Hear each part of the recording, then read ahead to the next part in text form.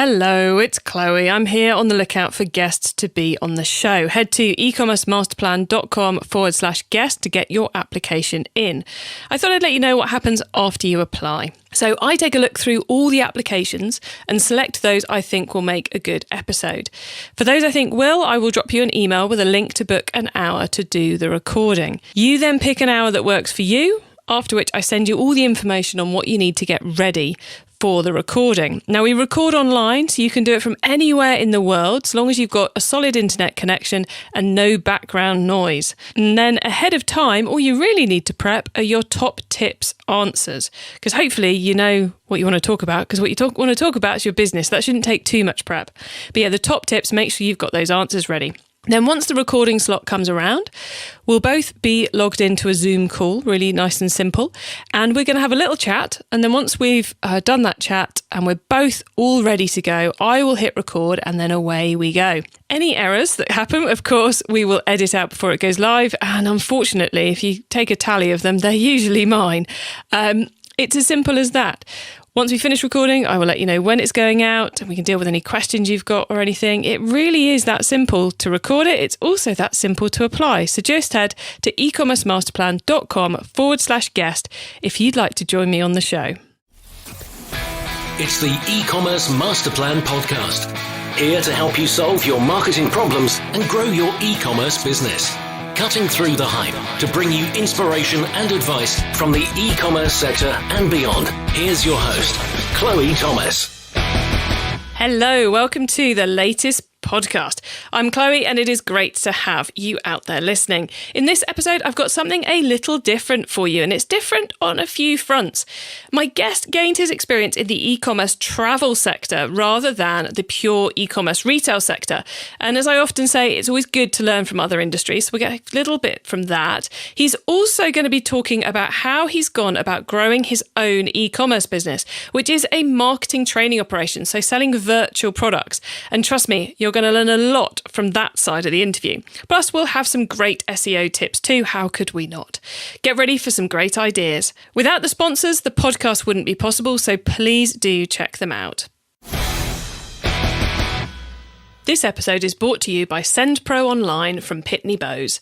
Save time and money no matter what you ship or mail with the SendPro Online software. Print shipping labels and stamps right from your desk and access discounted rates for as low as $4.99 per month. Try it free for 30 days and get a free £10 scale when you visit pb.com/masterplan. That's pb.com/masterplan. And now to introduce today's special guest. Tommy Griffith used to run SEO for big businesses. 4 years at Airbnb and before that 2 years at PayPal. Then in 2017, he decided to turn his training side business, ClickMinded, into his main occupation. With projected 2019 revenue of $490,000 for just 10 hours work time per week. Spending 2018 working on automating the business has clearly paid off. Hello, Tommy.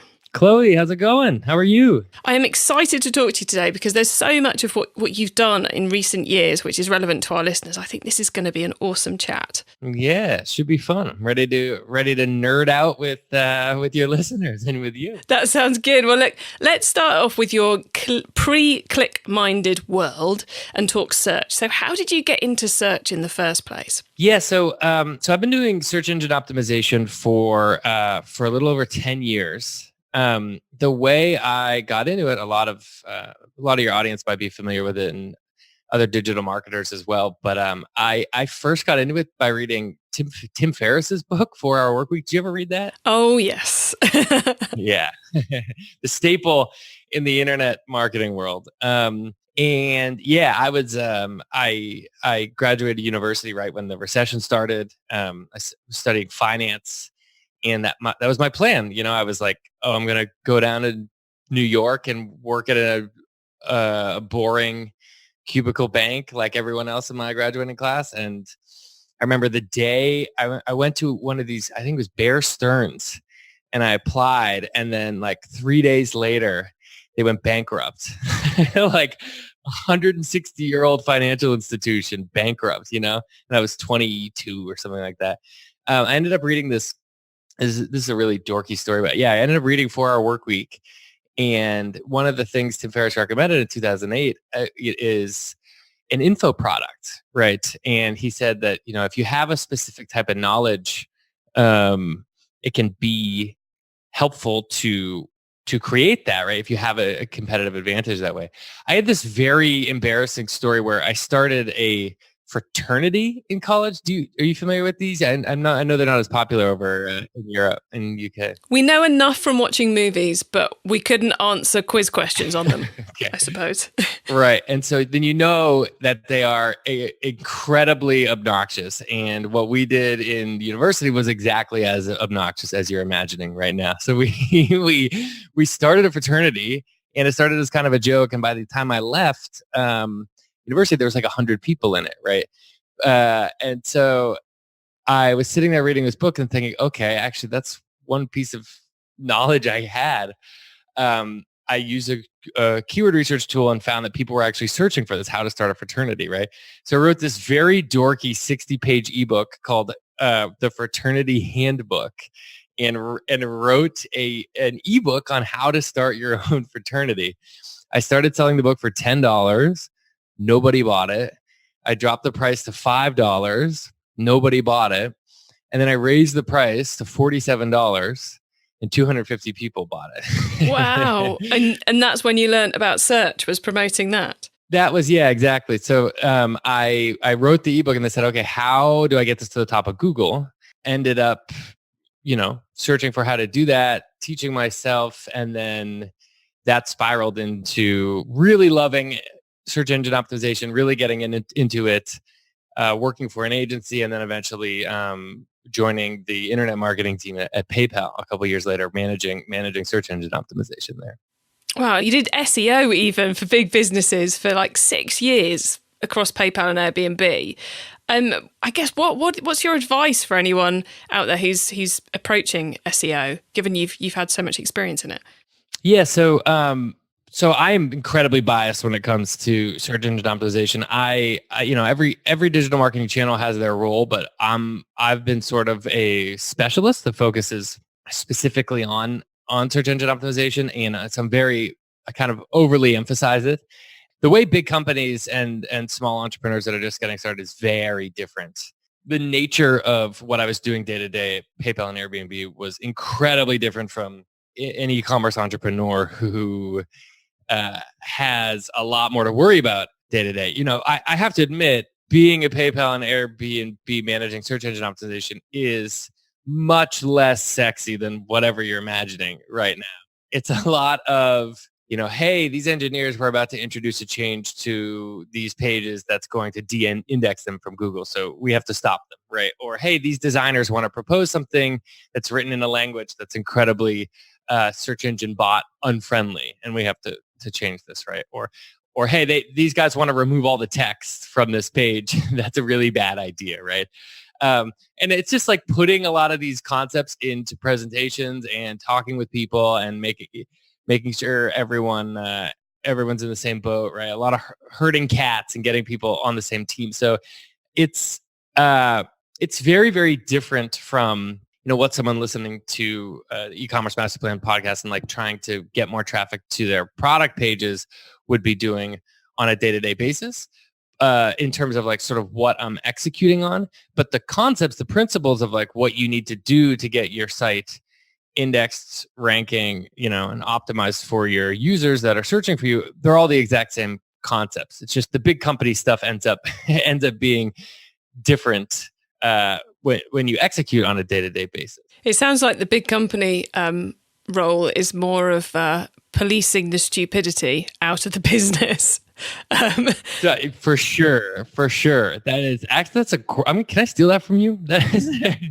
You can steal that. Policing the stupidity out. Whereas for the small business, you're kind of more proactively making things happen. That is exactly right. Yeah, I mean, PayPal and Airbnb are two of the largest websites in the world. And so a lot of it was just trying to preserve the traffic, right? Like, I mean, I cannot tell you how many times engineers had introduced changes that were on pace to literally bring traffic to zero. You don't, it happens a lot. I mean, all you need to do is add one line of code to your page to completely remove it from the index, right? And so a lot of people don't realize this. it was absolutely terrifying. Yeah, going into work every day, has anyone changed anything they shouldn't have? Right. Are we still there? Right. Is it still working? Exactly. So you did mention the principles, so I'm going to ask you very quickly about this before we dive into the world of ClickMinded. But what are those, would you say, are the key SEO principles that the smaller guys should be paying attention to? Yeah, I mean, we can, there's a massively comprehensive checklist we can give to your users if they want to check it out and go into the nitty gritty. But at a really high level, it's just 3 big buckets, right? The first is relevancy, and that's all. It's also called on-page optimization. That's making sure the URL and the page and the content is all designed for the right intent of that user and makes sense for that user. The second is authority, and this is just a fancy way to say link building, right? Making sure you have a lot of authoritative sources pointing to you, and we can go into those details a little bit later. And then the third one is technical, the technical optimization. And there's actually a lot there on the enterprise side, but that is, can the search engine crawl all my pages? Are they getting to all my pages? Have I added something that'll block the crawlers, right? Are my language settings correct, right? So just relevancy, authority, and technical optimization are the 3 big buckets. If you're a smaller site with, between 1 and 50 SKUs, let's say, you're probably less worried about the technical side if you have a lower number of URLs. And sort of when you get into the thousands, tens of thousands, hundreds of thousands, and millions of URLs, the technical side kind of becomes more and more and more important, just because it's a comprehensive problem for search engines to kind of crawl and go through your site, right? I've had an Amazon FBA business for a while, and we had a very small number of SKUs, and it was on Shopify, and it was pretty easy, right? But at Airbnb, we have 55 different top-level domains, 20 different languages, a number of different subdomains. And so the upper bound of URLs we were managing was in the tens of millions, right? And so there's just a very comprehensive problem to get Google to crawl all of that every single day. And that was sort of one of the things I was doing more on the enterprise side. But then now that I'm working on my own business, at a smaller business, it goes more focusing more on the relevancy and authority side. Well, let's talk about that business you're now running yourself, which is ClickMinded. Tell us a bit about what the product is. So we've been very vague about that thus far. Yeah, so ClickMinded is a digital marketing training platform for entrepreneurs and marketers. I started it at PayPal, actually. And not out of the niceness of my own heart. My boss asked me to do like a marketing training day for my colleagues, and I ended up training everyone up on search engine optimization and turning it into an online course. So anyone joining the internet marketing team took my online SEO course, kept working on it while I was at Airbnb, and I ended up making it kind of like how we train all the new people on the growth team on search engine optimization. They would end up taking my SEO course. It was just a side project, and it ended up a couple years in eclipsing my own salary at Airbnb, and which is great. And yeah, 2 years later, I've been traveling, working on it. We're up to 7 different courses now. A small staff, and we cover a number of different topics. And our model is we try and use world-class experts that do this stuff every day, right? So our social media course is taught by the head of social media at Airbnb. The content marketing course is taught by the former content strategist from Lyft. And we try and find these kind of people that are experts that are doing this every day and teaching everything that they know. So it's been a lot of fun. Nice. And what platform are you selling that on then? Yeah, so our site is built on WordPress. Actually, if you want to dig into the details, I love talking about this stuff because I've tried every single learning management system possible. I have failed miserably at so many of them. I had so many plugin conflicts and bugs and all these things. But yeah, we can dig into this. So the actual site is built on WordPress, but the product is on a subdomain using Teachable. Are you familiar with Teachable, the learning management? I use Teachable myself. Very nice. Yeah. Yeah, so we're in like a learning management system renaissance right now. There's a lot of great options. I started my online course in 2012, and there were not a lot of options. Yeah. No, it still kind of blows my mind that you can just do it all in one place and you don't have to have a separate video host and you don't have to have this separate or that separate. It's kind of like, whoa, this is so simple. Yeah, that's a great point. I mean, even in Wistia charges alone, Teachable has been worth it, right? We were, managing, I was encoding every video myself and uploading it in places, and one WordPress plugin updates and everything breaks. That's kind of how it was in 2012. It was really bad. But yeah, the site is on WordPress. We installed Teachable on a subdomain. We have a number of different plugins around that. We use Thrivecart actually to. Are you using Teachable's checkout feature? Yes, I use Teachable's checkout feature. Yeah, it's actually much better now. They've improved it a lot, and I think it's fine to use, but it was lacking a few features a couple years ago that they actually added already, but we ended up using Thrivecart to actually process payments, and we have lots going on underneath, all connected through Zapier. Kind of crazy, isn't it? Like, you would have thought in the world of the internet, the tech stack for selling physical products, which most of our listeners are doing, would be less well developed than the platform for selling virtual products, yeah, which are consumed online. But like we've just raved about how simple it is now, but still you've got a front end on WordPress, a cart on Thrivecart, and product delivery on a third platform because none of them quite did it right. Whereas for everyone listening, basically all of that's handled by one platform. A Shopify, a Magento, a WooCommerce. It's kind of crazy that it's that the two are so unequal in that front. That's a really good point. Yeah, because my old business was on Shopify and it was so much easier. I mean, maybe the nature of the problem is more uniform, and so it was easier for Magento or Shopify to answer it, to figure it out. But you're right. ClickMinded is significantly more band-aided and duct taped together than the Shopify site ever was, for sure. That's a good point. I never really thought of that. Yeah, I would say I couldn't run the training side of my business without Zapier. That's the duct tape that holds the whole thing together. Right. Yeah, that's really interesting. I wonder why that is. It's an interesting one, but one to mull over later, I think, before we disappear down that rabbit hole today.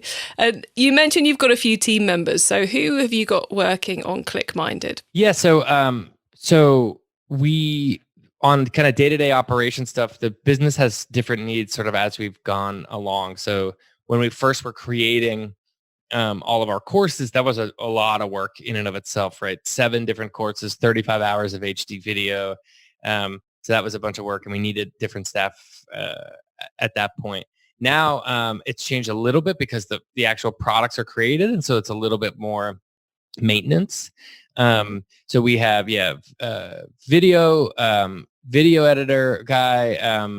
We have a guy helping with a lot of analytics and analysis stuff, along with our SOP library. It's this unique product we have where we actually create digital marketing SOPs for our users. Our users are mostly entrepreneurs, in-house marketers, and agencies and consultants between 2 and 100 people. Could you just quickly explain what SOP stands for? Yeah, sorry, being too jargony, right? Yeah, SOP stands for Standard Operating Procedure. It's just a fancy way to say like a really comprehensive checklist. And we have a number of digital marketing SOPs that we create for our users. Things like, how to run an email campaign and reduce 99% of errors, or how to add Google Tag Manager to a WordPress site, things like that. Very specific digital marketing tutorials. We have someone on the content team, and we 2 people actually on the content team, and then sort of a generalist VA kind of person helping out with, like you said before, when Zapier breaks and everything falls apart, things to help out on that side. Now, I mentioned at the beginning that you're doing this on about 10 hours a week at the moment. So I'm guessing, I'm going to take a rough punt that these are all virtual team members and probably not full-time? Yeah, so we are 100% remote, which is awesome. I've been traveling for the last 2 years, but I'm in the US now. But yeah, everyone is in different parts of Europe and doing what they want, living the dream. Very cool. And are you doing the marketing as well within the team? Yeah, so our business is 90 usually ranging between 90 and 95% inbound, which is kind of crazy. We probably should be expanding to other channels for risk diversification. But we are almost entirely Google and YouTube organic traffic, which is a great spot to be. We play with other channels time and again, but we have our bread and butter, and that's a lot of what I do. Our model, we create this we have a pretty effective system where when we decide to go create content, we end up creating video content. We do that for YouTube. We then transcribe that content, and then we turn it into a blog post with that transcription. And then we take that blog post and we also use it as an evergreen email as well. So one YouTube video ends up getting a lot of lifespan for us, right? We use it as YouTube, blog posts, and emails, and it just becomes it's actually a very effective system to push out content for users. So you do a lot of free, in inverted commas, video content to get people in to buy your paid for video content. Yep, exactly. I really love, are you familiar with this guy, Ramit Sethi, I think is how you pronounce his name, the personal finance blogger guy? Have you ever heard of him? No. He wrote this, I love this guy, personal finance blogger. He's been around for a really long time. I've been following him since I was very young. But his sort of model is like, okay, 98% of what I do is free. But if you're looking for results even faster, here's the paid product. And so that's sort of the way we take it as well. Nice. And it pays off, doesn't it, taking that approach? It does. It's really working for us right now, and we're really happy with it. Yeah, for sure. I think that's the nature of when you're an information business. The first thing, especially when people want to criticize your business, they always say, couldn't I just do that online for free on YouTube? And 100% of the time, yes, you can. That is for sure. It's just the nature of whether or not you trust that source, whether or not you want those updates. I've found just in my own life, free YouTube videos versus even a very heavily discounted, very inexpensive course could be the difference between hours and hours and hours or weeks and months of making mistakes and learning on your own. So that's the angle we take, is we say, you absolutely do not need this course. You 100% can learn this on your own. But we've been doing it for 10 years. And if you want to get there faster, click here to buy now. And people enroll. People seem to like it. Nice and simple. Drill down to just that one message. I love it. Right. Tommy, you mentioned about the fact you turn those blogs into evergreen emails. And I mentioned up front that you guys have done a lot of work on the automation side of the business in order to make it easy to run and easy to kind of test and optimize. Do you want to tell us a little bit about kind of maybe the decision to do that and then how that journey's flown for you? Yeah. So and this was actually a very difficult time in our business because I was full-time at a great job and decided to go all in on this. And had a guy that was sort of working for me as an apprentice for a while, and then was working somewhere else. And we were going back and forth on whether or not he would come full time and sort of be a co-founder with me. And we ended up pre-selling all of our courses and doing this sort of Kickstarter style pre-sale launch that went very, very well. We ended up doing 6 figures worth of sales in 7 days for a product that didn't exist yet, right? And that ended up being the catalyst for him leaving his job to come full time. So all of a sudden, I was full time on this. He was full time on this. We were both all in, and then everything started crashing, right? Like we made a bunch of changes to the site, and traffic started dropping. Our pricing wasn't right. 2 of the products weren't comprehensive enough, and we took the wrong angle on them, and we needed to make changes. We were getting refunds, and so everything started crashing. And while everything was crashing, Eduardo, my now co-founder, said, hey, I want to invest a bunch of time and effort in automating a bunch of stuff that we won't see the return from right away. And I'm like sitting there like hair on fire, screaming like, oh my God, is this going to work? Is it, can I pay rent? That kind of stuff. But that ended up being the right decision. We invested heavily in the automation of the business. So we're on Drip, which it has been great for a number of different reasons. But the basic idea is we got really, really specific with our customer avatars and with our interest topics, right? So we sort of get users to opt into the topic they're interested in. And we created a bunch of content around each topic.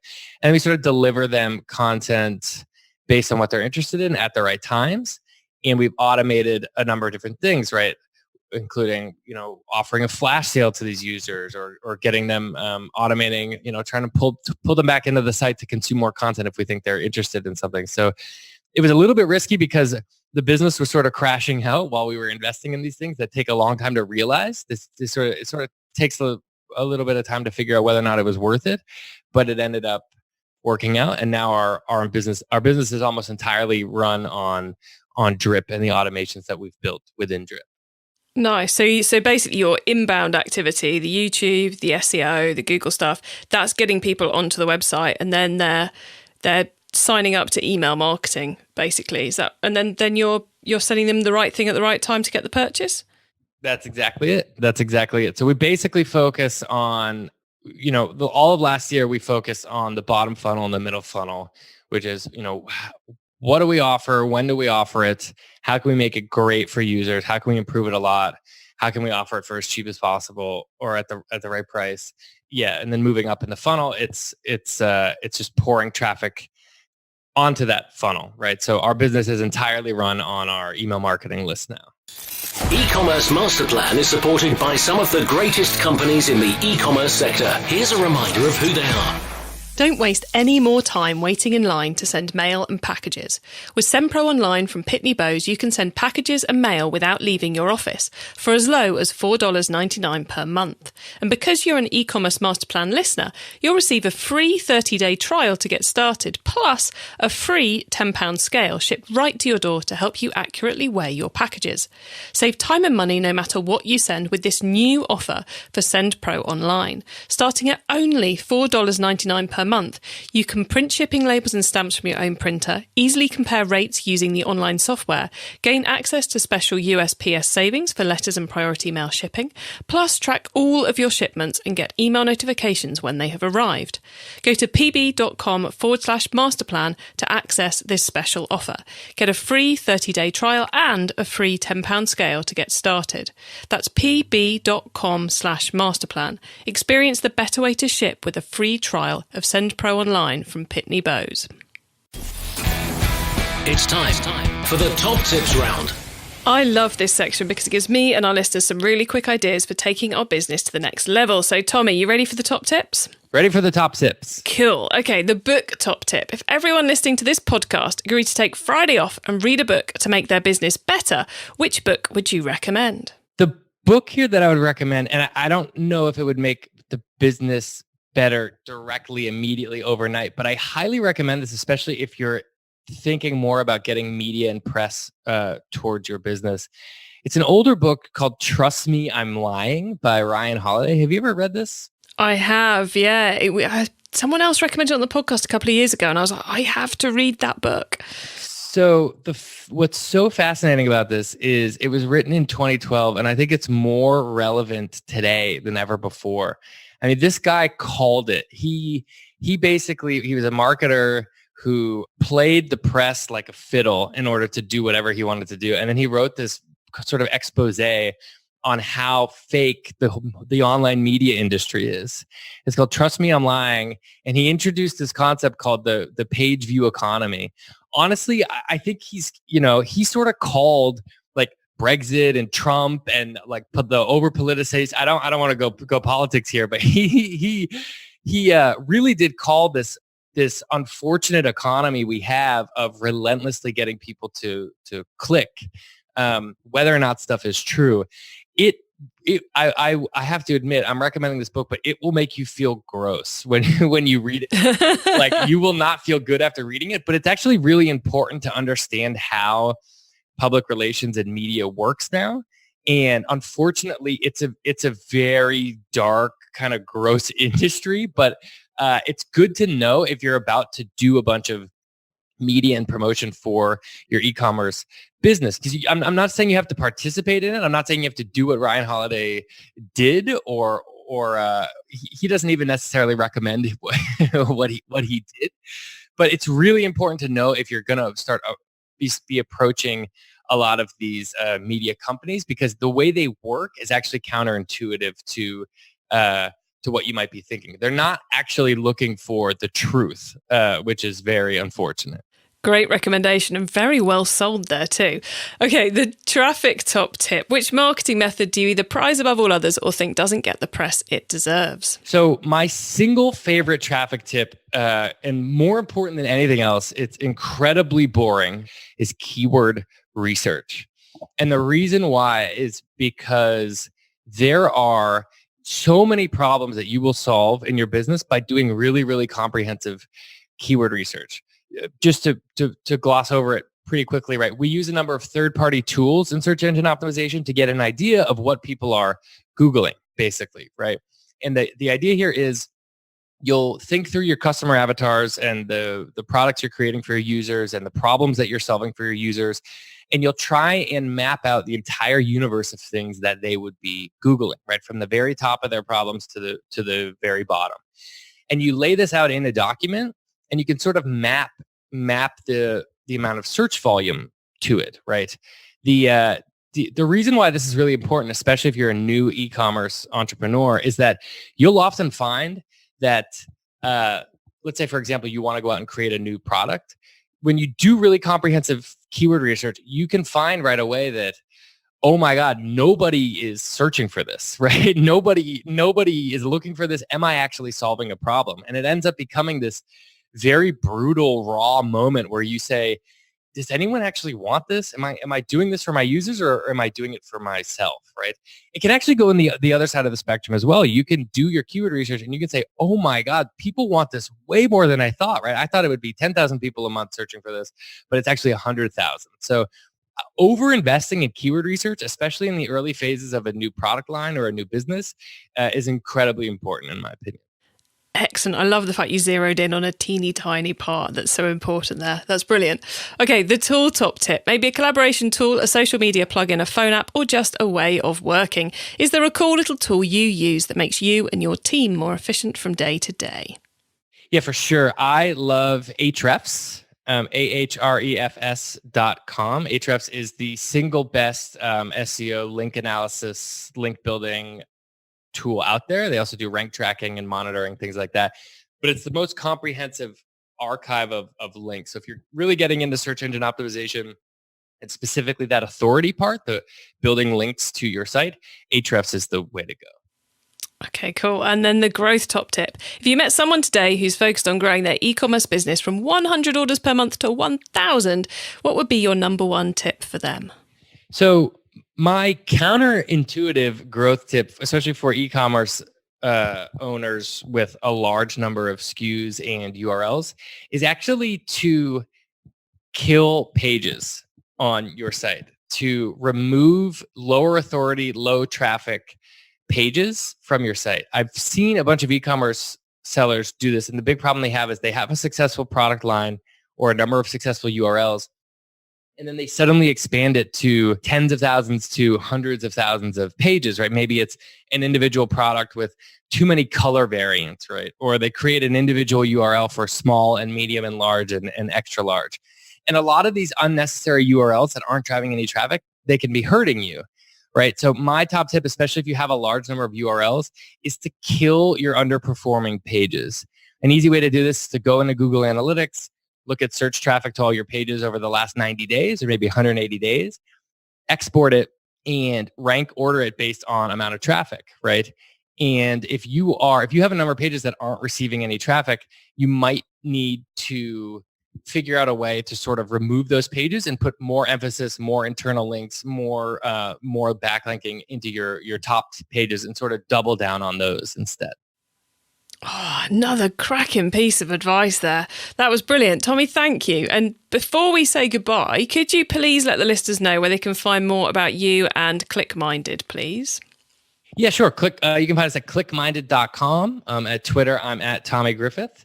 And we just created these new awesome... Did you ever play, Chloe, did you ever play video games in the 90s? Yes, I did. A little bit in an addicted fashion. Really? Yeah, me as well. I was absolutely obsessed with Mario. And we created, I don't know if you have these in the UK, but there were these very dorky magazines in the US called Nintendo Power. Did you ever see these? Yeah, we had plenty of those. Yeah. Yeah, I read them every month. I can't believe I didn't have a girlfriend. I don't know why. But we created this SEO strategy guide that's designed like a retro 90s Nintendo Power magazine. It kind of gives you all the tips, but it's sort of a retro 8-bit design. And so yeah, you can check us out there. I'll give you the link if that's cool with you. Yeah, that's cool. If you got the link there now, or shall I put it in the show notes for everybody? Yeah, you can just put it in the show notes. Okay, we'll put it in the show notes. Guys, you can find the show notes at ecommercemasterplan.com/podcast and then click on the link to this show. Tommy, you have been a star today, sharing so much from your crazy amounts of experience. It's been an absolute pleasure having you on. So thank you. Yeah, Chloe, thanks so much. Appreciate it. It was fun.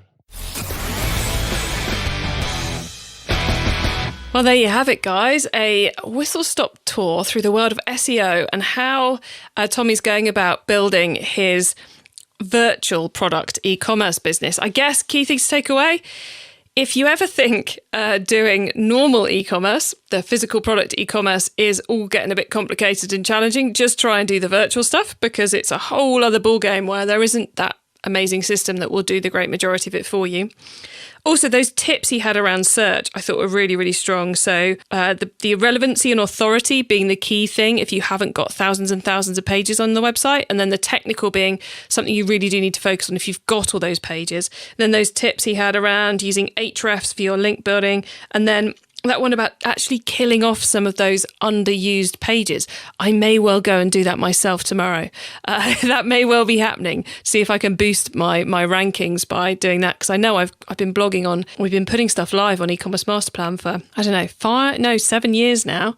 And there must be some stuff on there no one looks at anymore. So I might go and get rid of that. Time to go and do some spring cleaning.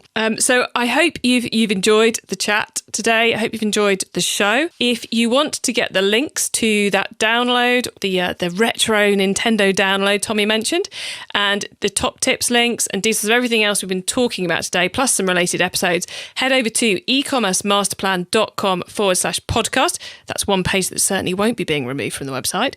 And there you will find a link to this show. And Tommy's on the show today because he asked to be on the show today. He got in contact and said, Chloe, can I come on your show? Now, if you'd like to follow in his footsteps, then head to ecommercemasterplan.com/podcast and click on the link to become a guest. It's as simple as that.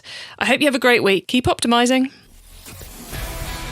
Thank you for listening to the E-commerce Master Plan podcast. Find out more at ecommercemasterplan.com/